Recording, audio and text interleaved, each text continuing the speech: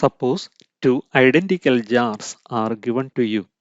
You are filling one with water and other with sand. If you lift both jars, on which one you feel heavy? Definitely, it is the jar containing sand.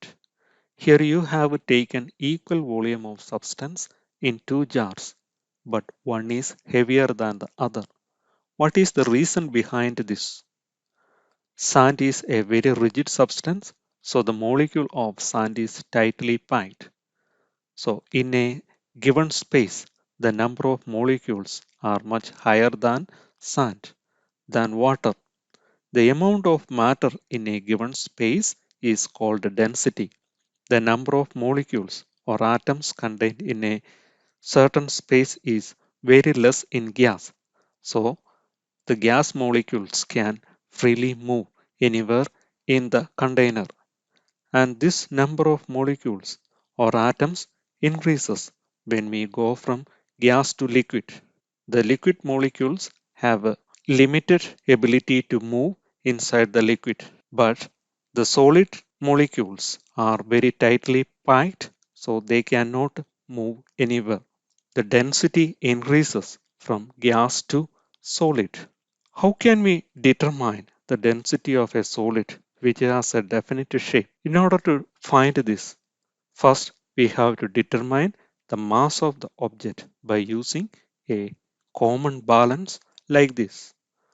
Let the mass of the block is m.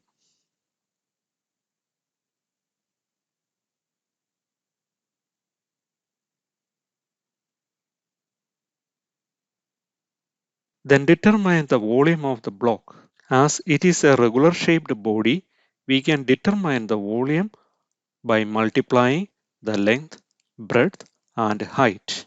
Then determine the volume as given here. The density is equal to mass divided by volume. If it is an irregular shaped body, then how do we determine the density?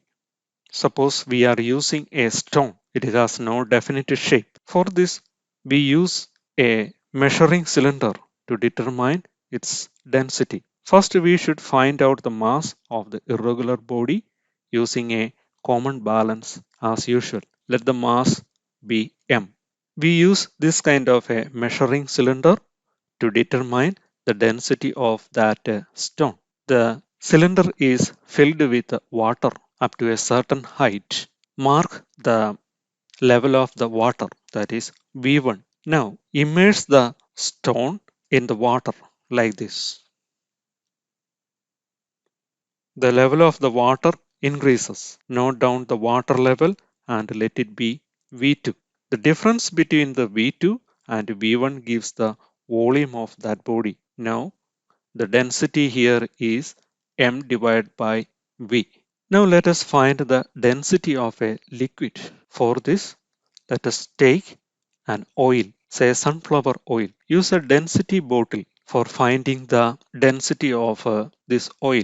First, find the mass of the bottle. For this, we use a common balance like this. The mass of the empty bottle is equal to m1. Then fill the bottle with oil and then weight this bottle and oil.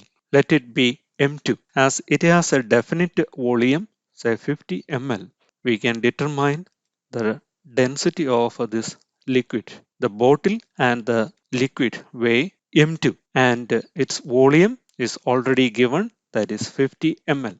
The density of the liquid can be determined by m divided by v. Here, the mass of the liquid will be equal to the difference between m2 and m1.